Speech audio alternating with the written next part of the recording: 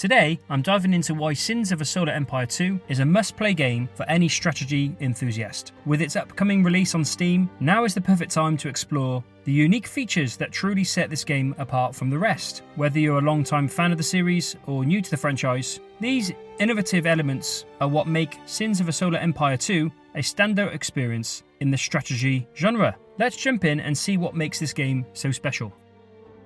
Sins of a Solar Empire 2 is finally coming to Steam later today, and as someone who's been following the series for quite a while, this is a big moment. After its initial run on the Epic Games Store, this release opens up the game to even more players, and I think it's the perfect time to talk about what sets this game apart and why I'm so personally excited to dive into it.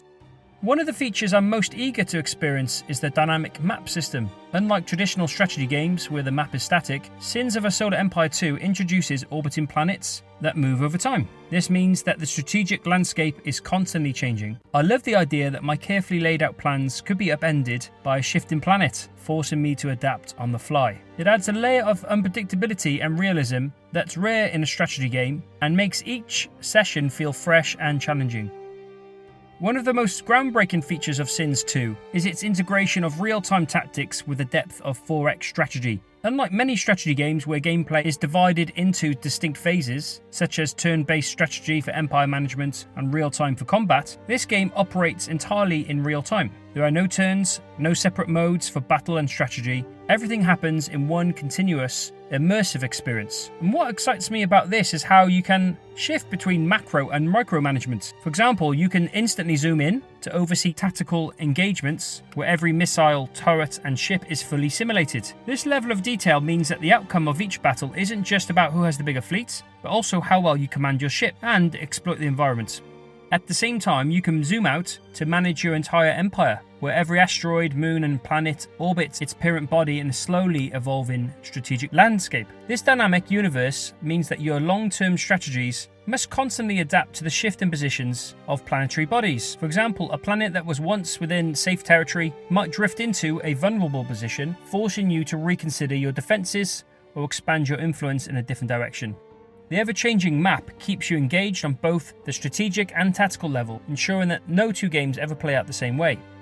This fusion of real-time tactical control with the grand strategy of 4X gameplay is what makes Sins 2 so intriguing. It promises to offer a gameplay experience where you are always in the moment, making real-time decisions that impact both your immediate battles and your overall empire's future. It is this kind of innovation that elevates the game from being just another space strategy title to something potentially truly special.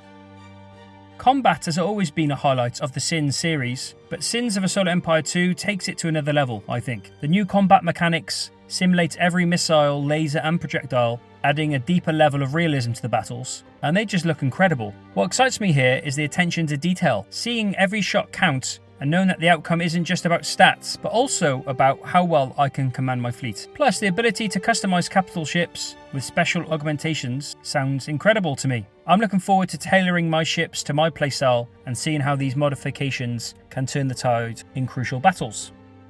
The introduction of minor factions adds a whole new dimension to the game. Diplomacy has always been an interesting part of strategy games for me, and in Sins 2, befriending these minor factions could give you unique advantages. I'm particularly intrigued by how these alliances can influence larger conflicts. It's not just about brute force, it's about who you know and how you leverage those relationships. So yes, this feature could lead to some really interesting strategic decisions and unexpected outcomes in the game.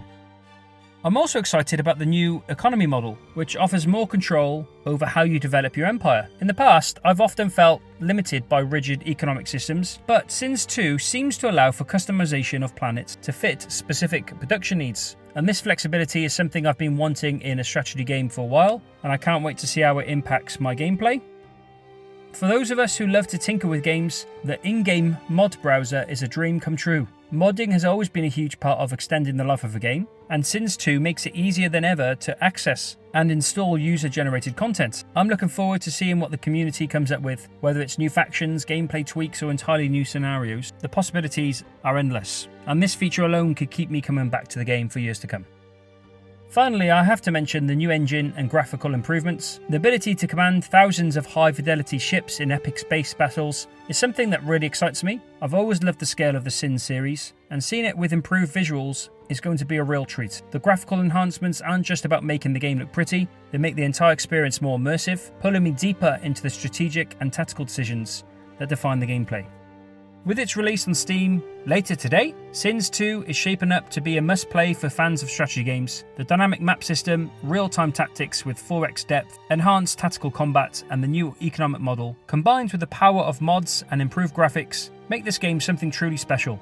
I, for one, will be downloading this as soon as it releases later today. I'm eager to hear what you're most excited about. Let me know in the comments below. Until next time, take care.